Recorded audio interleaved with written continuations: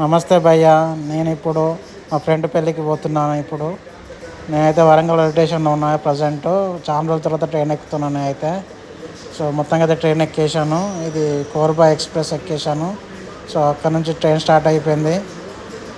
అక్కడ నుంచి నేను ఖమ్మంలో దిగి ఖమ్మంలో కొత్త బస్ స్టాండ్కి వెళ్ళాను. అక్కడ నుంచి చూడండి, కొత్త బస్ స్టాండ్ కూడా మంచిగా ఉన్నది. ఇక్కడ నేను చూసిన బాగుంది బస్ స్టాండ్ మాత్రం.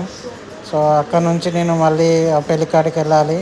సో పెళ్లి దగ్గరికి వచ్చాను. ఆల్రెడీ అప్పటికే చాలా లేట్ అయిపోయింది కాబట్టి సో వాళ్ళు పెళ్లి కూతురు పెళ్లి కొడుకు తినడానికి వెళ్తున్నారు.